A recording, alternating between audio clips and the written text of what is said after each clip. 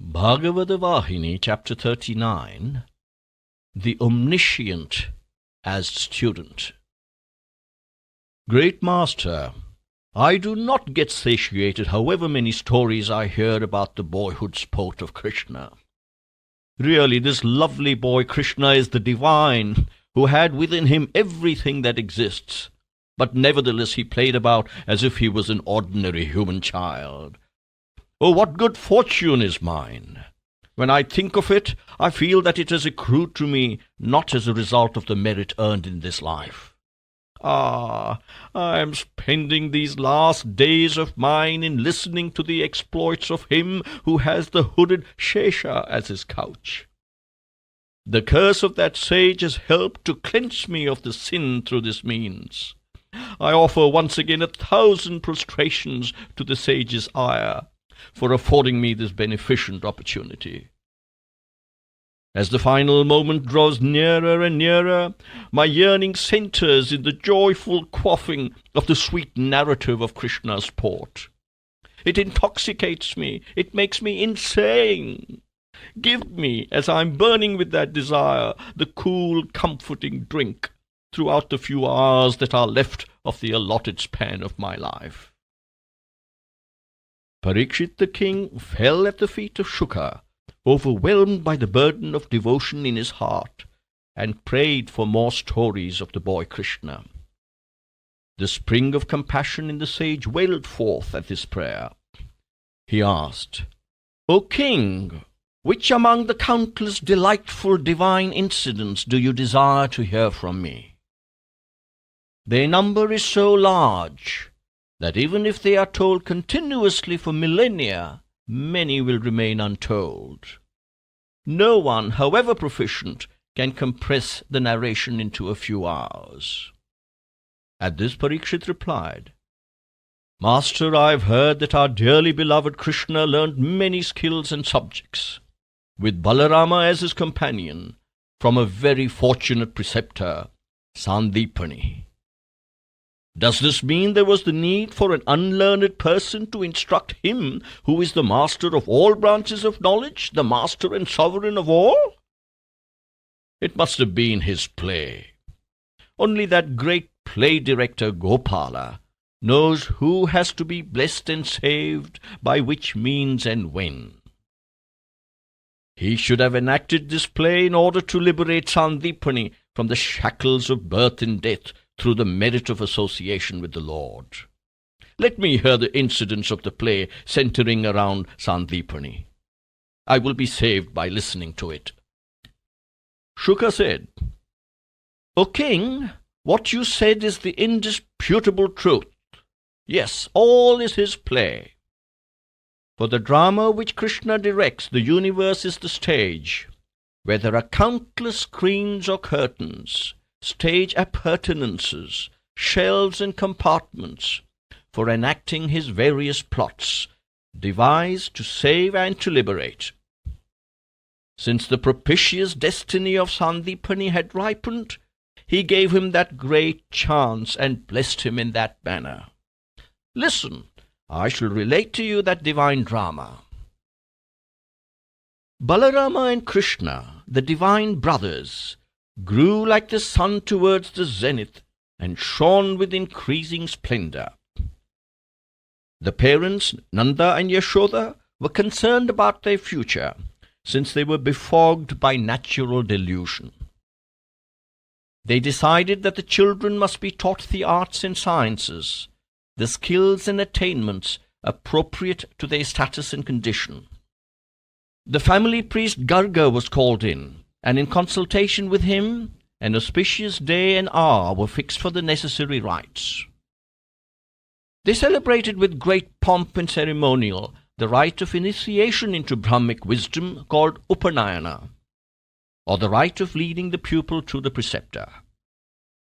That day numerous acts of charity were done and many valuable things given away according to Shastric injunctions. The people of Gokula were rendered happy by folk entertainments that were provided for them. Then the parents invited many pundits and conferred with them and Garga to discover the preceptor who was most proficient and desirable for the education of the children. The family priest Garga thought for a while and declared that it is best to send the children to the great Sandipani, a pandit from Avanti living in Kashi, the holy city on the sacred Ganga. Sandipani, he said, was a saintly person. The parents could not send their loved ones to such a distant place, but they were aware of the truth that learning without a preceptor is only blind learning. So they agreed, and themselves journeyed to Kashi with Balarama and Krishna. Reaching the holy place, they entrusted the brothers to Sandipani and made arrangements for their stay with the famous preceptor. They returned soon after with a heavy heart to Gokula. From that day, Balarama and Krishna studied under Sandipani, offering him the tribute of fear and reverence. O king, thousands, tens of thousands, millions of children there are who study under teachers. But students who behave in a manner that gives satisfaction and joy to the teacher are very rare, not even 1 in 100. Satisfying the teacher, studying well what has been taught, avoiding the pursuit of sensory pleasure, attaching oneself only to the pursuit of knowledge, ever in the consciousness that study is the task and study is the duty. That is how a student should be. That is what Balarama and Krishna were. They never on any single occasion interrupted the discourse of the preceptor or interposed their will against his. They did not overstep his will or direction in any instance. They never challenged his authority or dared disobey his instructions. Though they were the repositories of supreme authority over earth and heaven, they gave their preceptor the respect and obedience that was due to his eminence and position. They were full of earnestness and devotion. They did not allow anything to distract their lesson. Observing their discipline and their enthusiasm to learn, Sandipani felt great joy surging up in his heart. When he saw them, he got an irrepressible yearning to train them in many more branches of learning. He made them masters of the 4 Vedas, the Vedanta, the science of logic, grammar, jurisprudence, and economics. He taught them all that he knew. King, what can I say? How can I describe them? The world may have known of geniuses who can master one subject in 5 years, or in 1 year, or in a single month. But listen, Balarama and Krishna were with Sandipani for only 64 days. And in that short time, they mastered the 64 arts and sciences. That was how they enacted this drama of study. It was just a sport for them. How can we explain this amazing make-believe, this divine histrionic Leela? Can ordinary mortals learn so quick? Can they master so much in so few days? While exulting over the humility and loyalty of the brothers, while accepting their salutations and homage so genuinely offered, and while engaged in delightful conversation with them, Sandipani used to shed tears, in spite of his persistent efforts to curb the grief that was surging within him. Balarama and Krishna observed this, and long hesitated to question him about the reason. At last, one day, Krishna stood before the preceptor with folded hands and addressed him. O greatest of teachers, while we are conversing with you, we find that your eyes are occasionally filled with tears whenever you contemplate some incident. If you consider it appropriate that we can be told the reason for this grief, please tell us. When he heard this prayer, the pent-up sorrow in his heart gushed forth. Overcome by unbearable grief, he clasped Krishna with both hands and wept aloud in uncontrollable anguish. Krishna knew the whole story. He pretended not to. He said, Guruji, tell us the reason for this agony. We will try our best with all our strength and skill to alleviate it. No mission can be so holy and so important for us as this, to restore joy in the heart of the Guru. Inform us without entertaining any doubt. Do not consider us as boys and hesitate." When Krishna remonstrated with him thus, Sandipani was much relieved. He recovered himself and, drawing the brothers near, made them sit close to him on his right and left. He said, "Dear ones, it is indeed my good fortune that I secured you. I already derive from your very words the joy of realizing my desire. My conscience is telling me that you are no ordinary children. I feel that it may be possible for you to fulfill this mission. That faith is prompting me. Sometimes I am shaken by doubt. I do not know what is in store for me." Saying this, he stopped, and the tears flowed again. At this, Balarama fell at his feet again, saying, "Guruji, why do you doubt us and refrain from trusting us? We are as your own sons. To give you Ananda, we are prepared to sacrifice our very lives." The earnestness of the boys and the firmness of their resolution caused a sense of shame in the preceptor, that he kept back from them the reason for his sorrow. "Children, I got a son after many years of married life.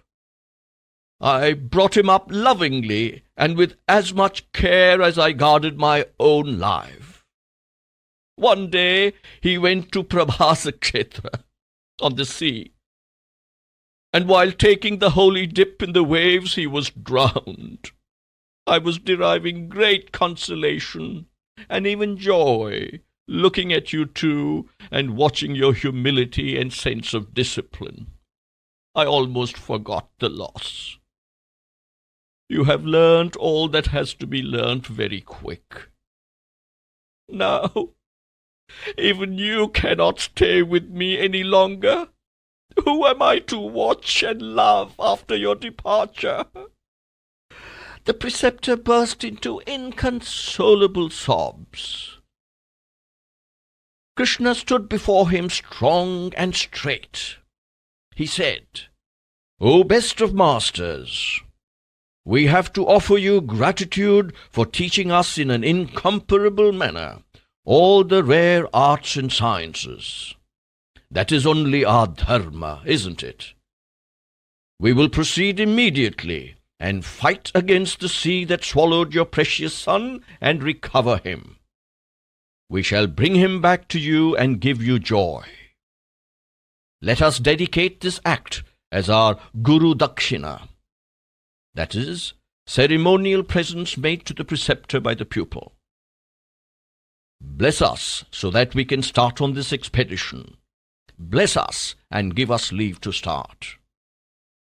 They fell at his feet, rose, and stood expectant.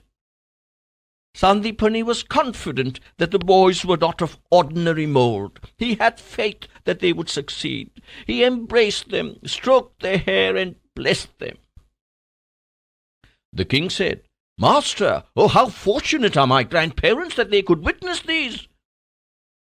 Krishna was the divine which was acting the role of a human being, though he had immanent in him all that there is, was, and will be.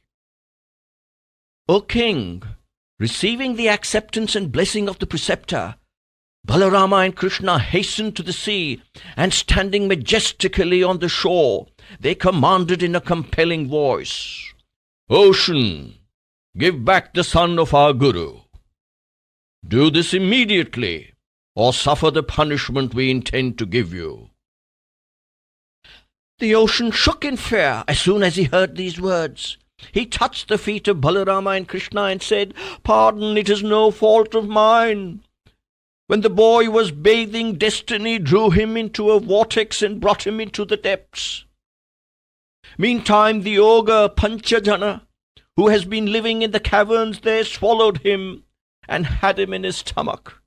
This is the truth of what has happened. I leave the rest to you."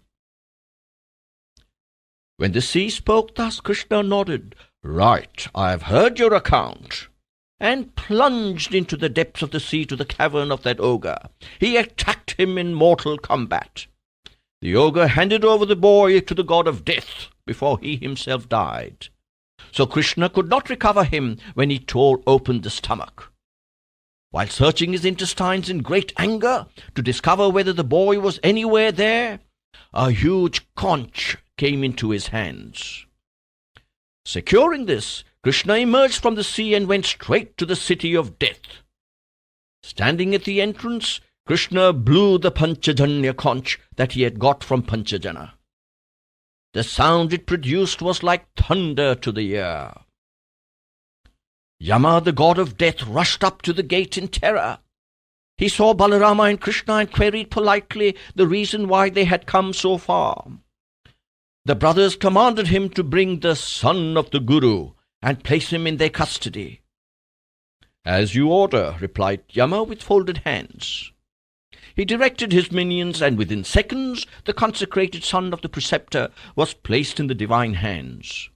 They brought him immediately to the hermitage, and placing him by the side of Sandipani, stood on one side.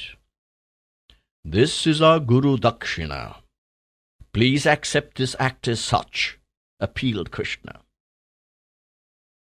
The joy of the parents was beyond words. They were overcome with a sudden gush of happiness.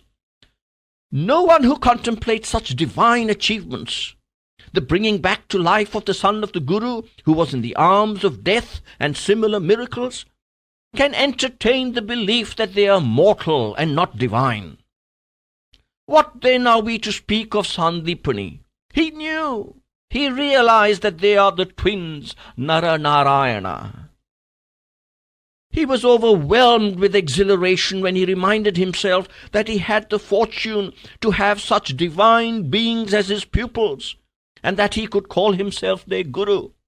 He prostrated mentally before them. With tears streaming down his cheeks, he embraced them and arranged for their leave-taking from the ashram. Balarama and Krishna rode on their chariot after taking leave of the Guru and his wife, and reached the city of Mathura. The inhabitants of that city, on hearing how the brothers demonstrated their gratitude to their Guru, extolled them for their divine compassion and capabilities. They felt immensely happy that they had come back among them.